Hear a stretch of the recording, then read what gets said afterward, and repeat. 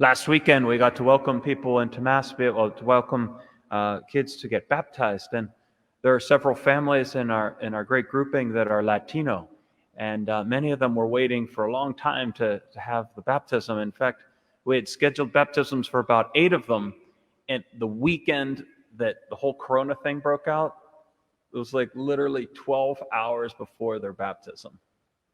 And so they've been waiting like 3 months to get baptized. And one of the families is from Honduras. And so we finally got to do the baptism last week, and the godparents couldn't be here, so we had proxies. But they were present through Facebook or FaceTime or whatever the thing's called. Facebook Live it was. And so, when you ask the questions, you had the proxies responding, but you also had the godparents there echoing in from Honduras. So, there's a craziness about all this, but there's also a connectedness about all this that's slowly, I think, we're learning to try to do. But what struck me was the faith of the dear mother, and the way in which she raised her one particular family, the 3 little girls, despite the tragedies that have happened to her in her own life and what's going on right now. You can imagine she lives in a very small little one-room apartment in Ambridge. And the 3 kids are learning English, but their schools got shut down, so they didn't have computers. And it's so beautiful to see the outpouring of computers. They didn't have Wi-Fi, so we were able to get them Wi-Fi. And they were like stuck in this room thinking that they had the quarantine. In other words, they weren't allowed outside. So for the first 4 weeks, they just didn't go outside. And so finally, we were able to work with them a little bit, get them that breath of fresh air and all that. But the mother's faith is so incredible.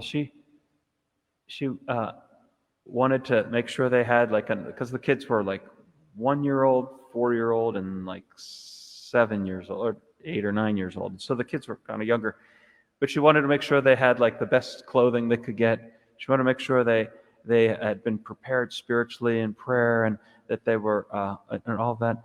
And despite all the tragedies and the challenges of all this, because living in those conditions can be quite challenging, she saw that the greatest thing she could do for her children was to receive their baptism, to receive God into their hearts, to be not just a citizen of whatever country she's a part of, but to be, more importantly, a citizen of heaven.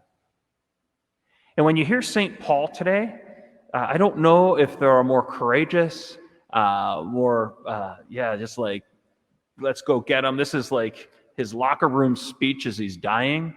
This is his, Gettysburg Address. This is his I Have a Dream speech. And he says, I am being already poured out like a libation, and the time of my departure is at hand. I have competed well. I've finished the race. I have kept the faith. For now the crown of righteousness awaits me. And for all of us, that orientation of our life, like that dear mother, towards God, towards receiving God, and as Paul says, towards that final crown of heaven, needs to determine all the little steps we take in our daily life. So as we're here at Mass today, whether we're watching it virtually or we're here personally, it's so good for us on a Saturday morning to reorient those things that perhaps need to be reoriented. Jesus Christ challenges us today to wonder, yes, it's one thing to give from surplus, but do we contribute all we have to God, our very livelihood, like this widow, and what they call the widow's mite? So let us consider in our lives, are we pouring ourselves out like a libation for Jesus Christ? Are we truly giving everything that we have so that the day that we die, we also wear the crown that St. Paul talks about?